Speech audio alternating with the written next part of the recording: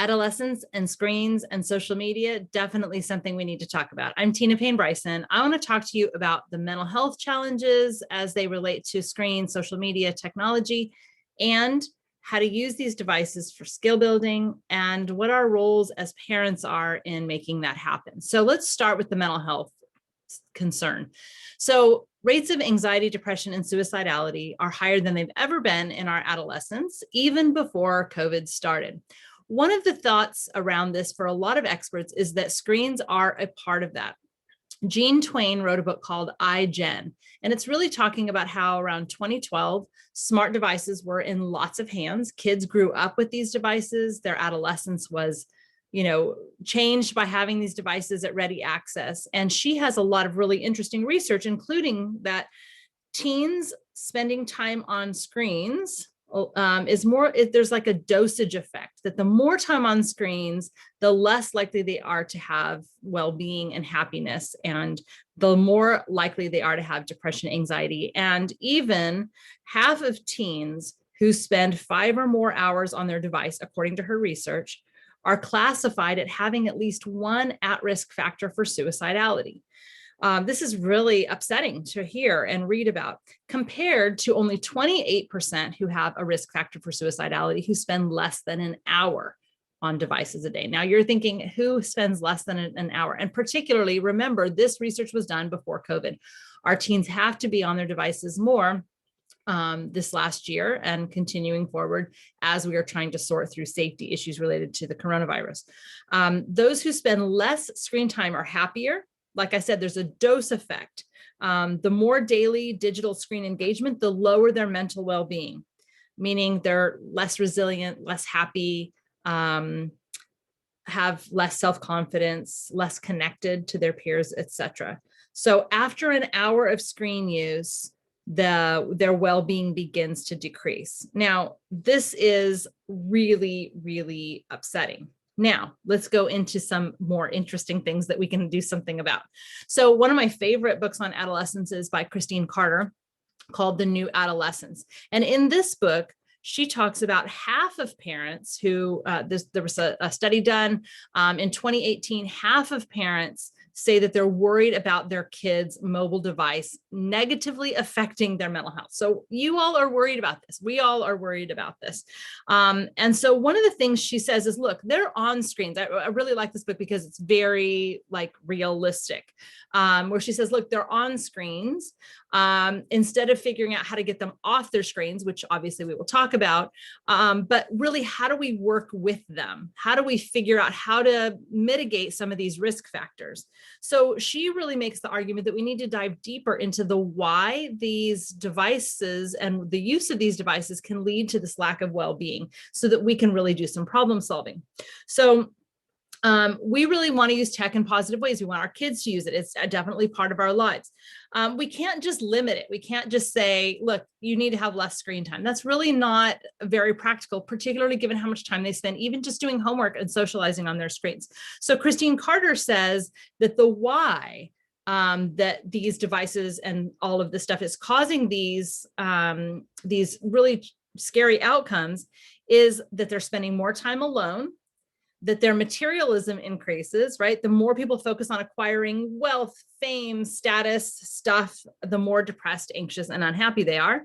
And the third is that it cultivates insecurity and comparison. So those are the 3 whys. Now that we can look at that, we can dig a little deeper. Now, one of the things she says in the book is that it actually interferes with their sleep and their quality sleep. And we do know that kids who are chronically sleep deprived are also more at risk for mental health challenges. So that's one thing we really also want to be thoughtful about, is making sure our kids are getting enough sleep. So the antidote, Christine says, is real life connection. So there's less time alone. This means parents, hug your kid, touch your kid, rub their back, have that actual physical connection, particularly if they're not, out in the world as much because of our things that we need to do to stay safer right now. They need time with people. They need to hang out with their peers. They need that face-to-face now more than ever. So finding ways to do that safely is going to be really important.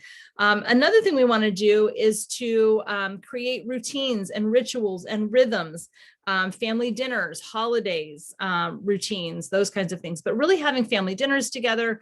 In our family, we create predictability and rhythms by, game nights, movie nights that we do.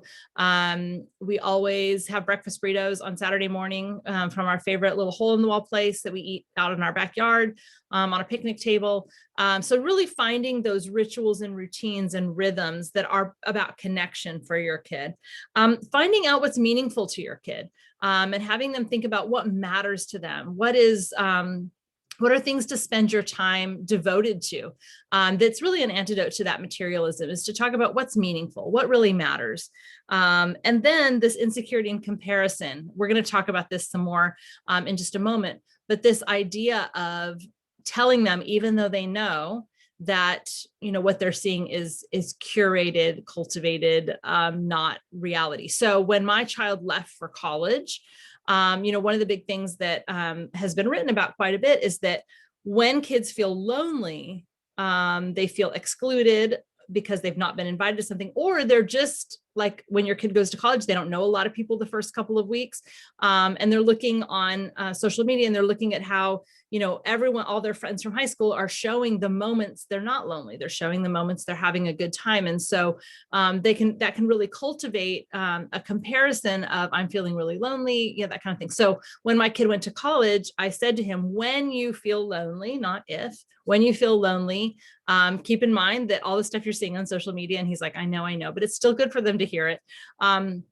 You would have moments like that too, that you could post, but everyone's feeling a little bit lonely. And when you feel lonely, that actually should be a reminder to reach out to somebody else, because someone else is probably feeling that too. So that's really important, is to really talk to them about that comparison thing. Now, I also read a really amazing book that I loved about adolescence called WILDHOOD. And WILDHOOD makes a really interesting point. The book is about adolescents in the wild animal kingdom, and even hyenas and their need for social status, and otters that take risks when they're in their adolescent period, etc. The book is full of really interesting stories, but there's one particular point relevant to this that I think is so interesting. So as animals, we are social status seekers, because status is connected to survival and doing better for our young. So even hyenas want better social status, because it makes it more likely they can mate with someone who has a higher status, meaning their young have more access to better resources. She even talks about how fish who have low status have to swim at the back of the school, and their water is more contaminated and less oxygenated. The fish with the highest status swim in the front of the school, and they get the most oxygenated water. So that is literally even potentially a survival thing. So our need for increases in social status is very wired to survival deep in our brains. And what happens typically without devices is that, like we'll go back to the hyenas. The hyenas come upon a group of hyenas. They even will stand closer to higher status hyenas so that a potential mate thinks they're with that group, and they can actually score a better hyena. Really, really interesting stuff. But that typically when you come across a pack or a group of other animals, you do a comparison. Where do I fit in? Where's my social status related to these people? And then you move on, and then you have a break from that social status comparison stuff. What Bowers and Natterson say in this book, WILDHOOD, is that, before devices, our kids would be at school all day, or they'd be at their sport or other extracurricular kinds of things, where they'd be with other kids, where they were having to do those social status calculations and try to navigate how to fit in and how to climb in terms of status. But then when they would get home, they would have a sanctuary or a break from that. However, with our devices, there is no sanctuary. I think the co-authors use a phrase, something like, the metrics of social status measurement run through the night every moment on their devices. They never get a break. So, and this is also something Christine Carter says, and I totally agree with, is that giving our kids sanctuary from their devices, times of the day when they're not having to do that, even if that's just family meal time, or my young kids and my young teenagers, middle school, I don't let them pull their devices out in the car when I'm talking to them or when there are other people in the car. On a road trip, that's different. But when we're in the car, we're talking to each other, we're singing, we're looking out the window, we don't have devices out. If I need to use my device, I'm going to narrate how I'm going to use it. Oh, I need to check directions. Oh, I need to check in with dad to see if he's meeting us there or if we should go home, etc. So I say why I'm using my device. So all of this is important because these are the things that can lead to our children having these mental health challenges. And these are ways we can think about providing some antidotes to those things: connection, rhythms, sanctuary from that comparison, and really helping them find what matters. And those address those whys that Christine Carter talked about. What our children need, in summary, is connection and rest and sanctuary, and focus on what matters. And we can do this by talking to them and creating plans around how to use the device. Now, the other thing I want to talk about is how do we then, when we're thinking about the mental health stuff, that's important, but then how do we navigate this in our real life world? How do we set limits? How do we help them set limits?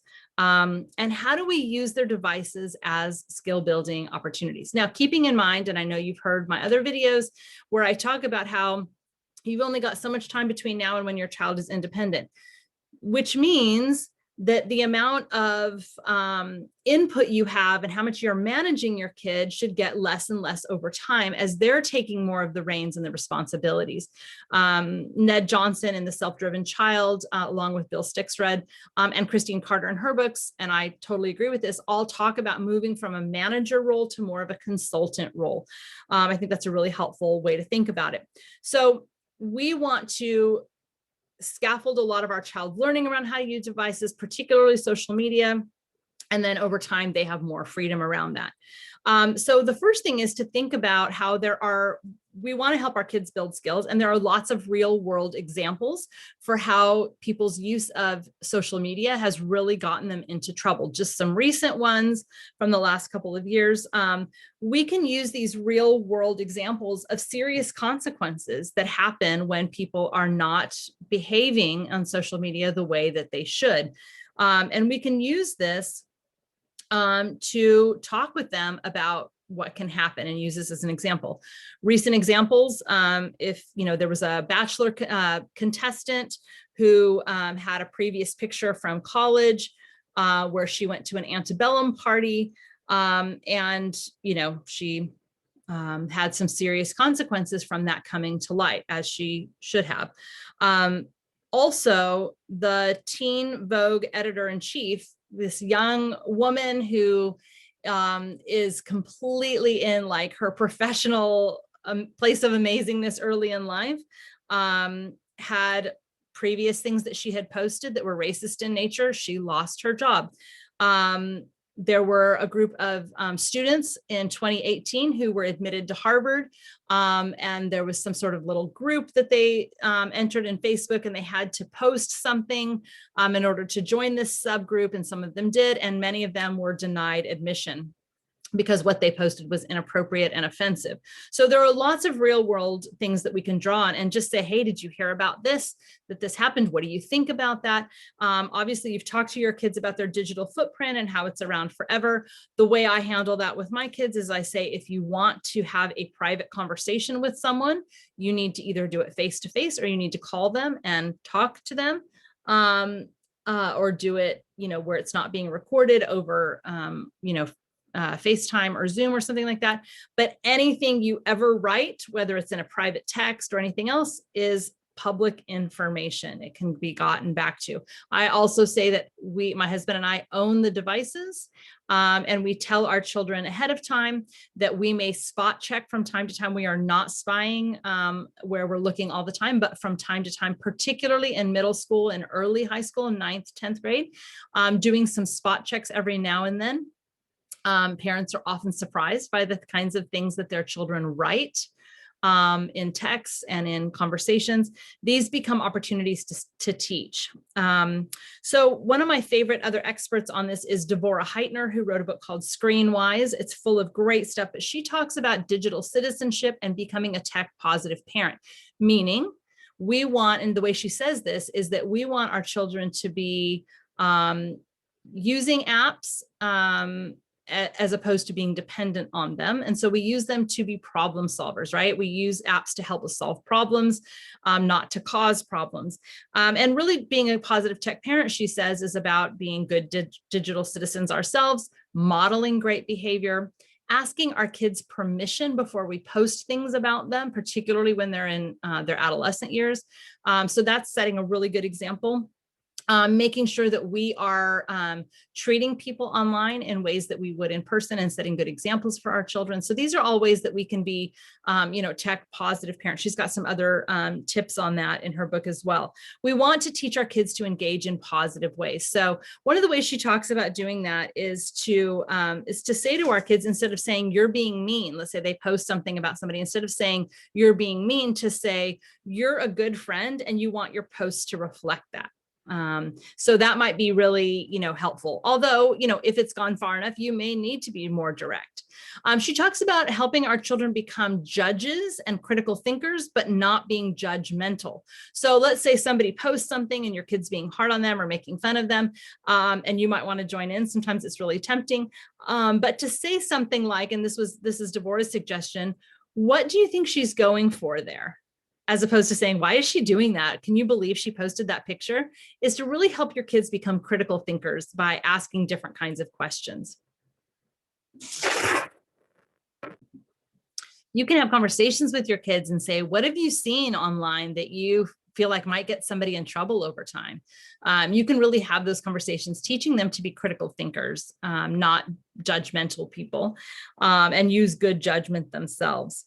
You can even, really, like I said, go back to those real life examples and say, what's going to happen, with those, with their jobs down the road, et cetera. Okay, so the other thing I will say in closing, and there's so much more to unpack here, but like I said, I would really check out Deborah's book, Screen-Wise. It's aimed a little bit more towards school-age kids, but there is a section about teenagers. And I think the principles in the book are really applicable for even our teenagers.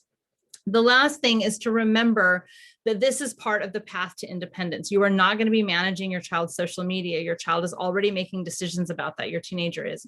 And so over time, you're going to be really giving them more and more freedom with how they use their devices. So we want to, move from that manager to the consultant role. And so asking, what is your plan? So Christine Carter uses this. I use this all the time. Ned Johnson and Bill Stixrud use this all the time from their books. But the idea of saying, I know it's important to get a good night's sleep. So what's your plan for getting devices turned off? Now, when they're younger, you may turn the internet off at a certain time, but as they get older, they need to have opportunities to practice how to handle these things before they leave your home. So asking our kids, what's your plan? If they're having a hard time with mental health, say, screens can play a role in that. What's your plan? What do you think are limits that are important for you? Do you need to leave your phone in a different place when you're doing your homework? What are your ideas? So we really can, instead of making all the decisions and holding all the responsibility in their teenage years, we really need to be giving them more responsibility, obviously with some checks in place, but really asking, like, what are your options here? And then saying, it's your call.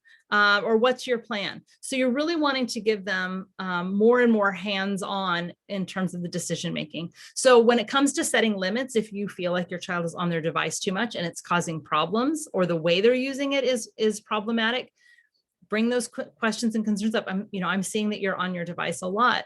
Is that working for you? What are the downsides of that?